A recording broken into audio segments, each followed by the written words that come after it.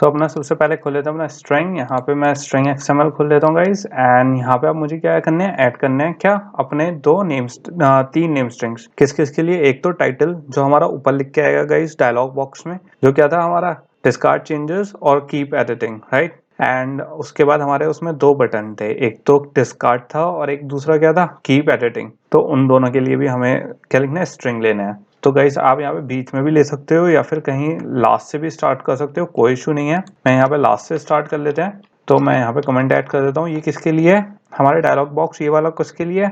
जो हमारे टाइटल के लिए है। तो मैं यहाँ पे ऐड कर देता हूँ स्ट्रिंग। एंड यहाँ पे क्या है, अनसेव्ड चेंजेस डायलॉग मैसेज।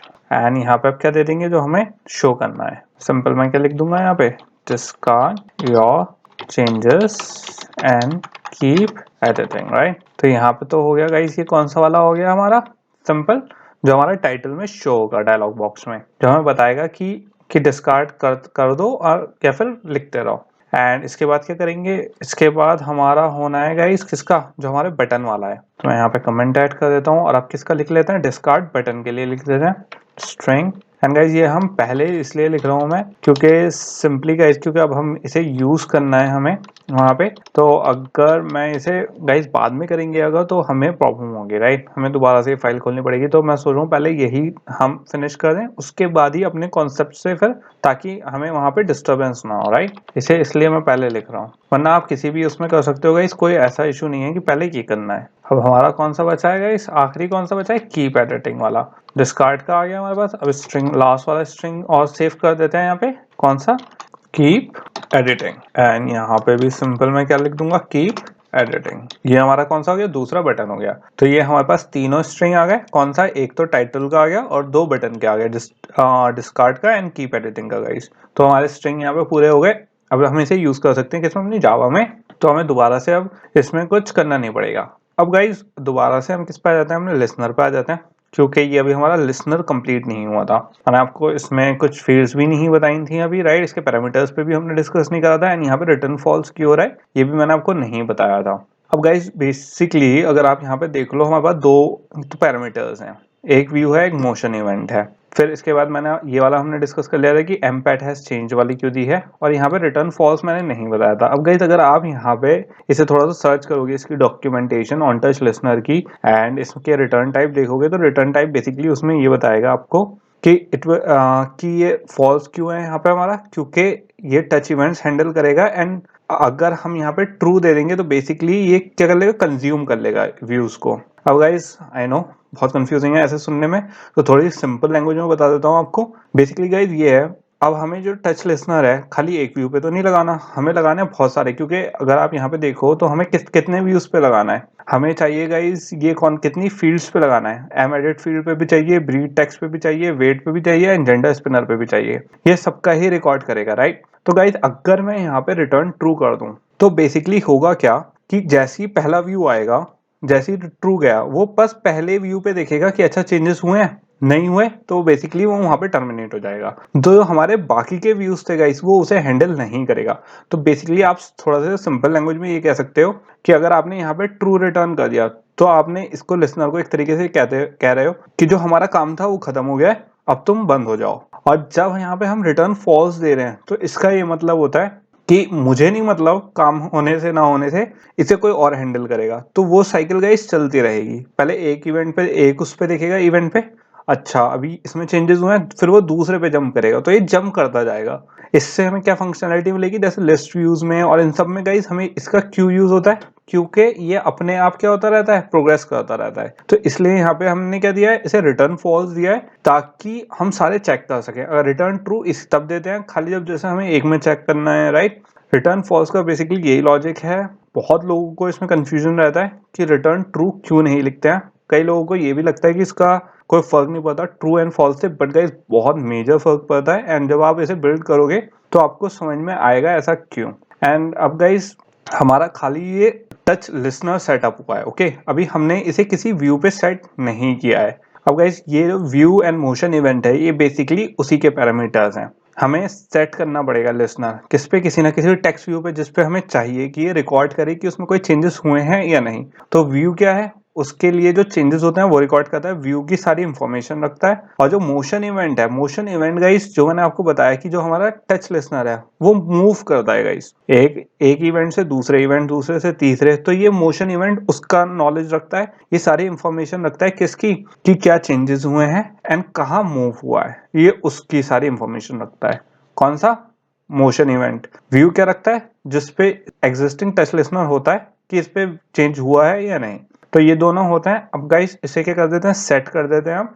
ये खाली हमने इस वक्त क्या करा है, टच लिसनर बनाया है, हमने खाली इसका कॉन्सेप्ट करा है, अभी हमने इसे सेट नहीं करा है। तो अब क्या करेंगे, हम इसे सेट भी कर देंगे। और गाइस इसे सेट कहाँ करेंगे, हम अपने सेट करेंगे ऑन क्रिएट में। ऑन क्रिएट में क्यों करेंगे, क्योंकि हमारी कौन सी वाली, इन वाली फील्ड्स पे तो करना है, जो मुझे एम एडिट टेक्स्ट है इन्हीं में तो चेंजेस पता करने हैं कि किस में चेंज हो, तो ये टच लिसनर ध्यान रखे, राइट। जब ये वाली फील्ड्स रन हो जाए मुझे इन पे ध्यान रखना है, तो मैं इन्हीं पे तो लगाऊंगा। तो बेसिकली यहाँ पे एक कमेंट ऐड कर देता हूँ गाइस, ताकि आप लोगों को प्रॉब्लम ना हो। यहाँ पे क्या कर रहे हैं, हम टच लिसनर्स का सेटअप कर रहे हैं। ऊपर क्या कर रहा था, खाली हमने कॉन्सेप्ट लिखा था, अब यहाँ पे इसका सेटअप कर रहे हैं। अब मुझे कौन सी फील्ड पे लिखना है, जो हमारी ये वाली, जो हमारी टेक्स्ट की फाइल सेव हुई है, जहाँ पे एडिट टेक्स्ट की जो फील्ड है वो स्टोर हो रही है, M edit text breed, right, यही तो है। इसमें अगर आप देखो यहाँ पे अपने आईडी दे रखी थी, राइट, तो मैं यहाँ पे सिंपल क्या कर दूंगा, इस पे सेट कर दूंगा, तो यहाँ पे हमारा आ जाएगा एम नेम एडिट टेक्स्ट। और मैं यहाँ पे सिंपल क्या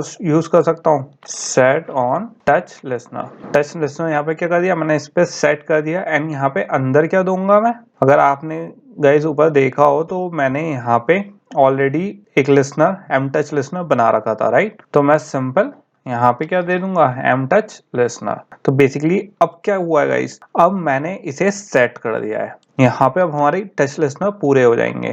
तो जल्दी से हम इस पे सारे उस पे क्या कर देंगे, सेट कर देंगे इसे।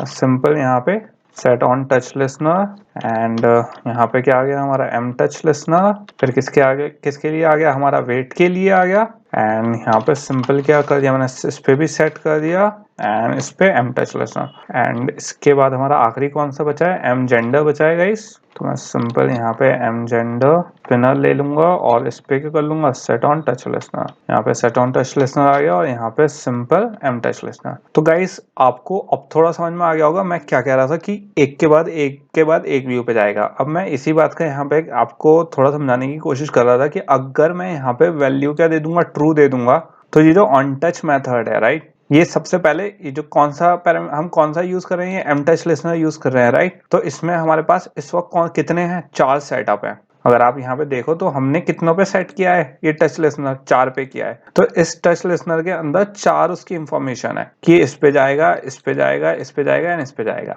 अब अगर मैं यहाँ पे रिटर्न ट्रू कर दूं, तो व्यू एंड मोशन इवेंट जो है गाइस, वो सिंपल फर्स्ट लिसनर पे जाएगा, और जो बाकी के 3 है वो क्या हो जाएंगे, टर्मिनेट हो जाएंगे, वो रन नहीं होंगे। तो इसीलिए हम यहाँ पे क्या करते हैं, इस पे फॉल्स देते हैं, ताकि पहले वो कौन से, इस वाले इवेंट पे आए, फिर दूसरे इवेंट पे आए, फिर तीसरे इवेंट पे आए एंड फिर चौथे इवेंट पे आए। हैंडल कैसे करना है वो हम देखेंगे, बट हम बेसिकली लिसनर को ये कहते हैं, तुम जाते चलते रहो, हमें मतलब नहीं है, कोई भी हैंडल कर लेगा, तुम अपने सारे क्या करो, लिसन कर लो जितने भी हमने एडिट टेक्स्ट दिए हैं। तो ये बेसिकली क्या होता है गाइस, एक के बाद हमारे जो लिसनर्स होते हैं, जो हमने टेक्स्ट व्यू दे रखे होते हैं, जो लिसनर्स हैं वो रुकते नहीं है, सबसे बड़ा बेनिफिट है। एंड यहाँ पे हमारा जो लिसनर है, इसका पूरा कॉन्सेप्ट हो गया। तो ये हो गया है गाइस हमारा। अब किस पे चलते हैं गाइस, अपने डायलॉग बॉक्स पे चलते हैं, कि अब हम डायलॉग बॉक्स कैसे क्रिएट करेंगे। ओके, क्योंकि गाइस अब हमें क्या करना है, एक पॉपअप चाहिए, कि एक हमारा जैसे ही हम बैक बटन क्लिक करें, अगर हमारी लिसनर ने अगर चेंजेस डिटेक्ट करें, तो क्या एकदम से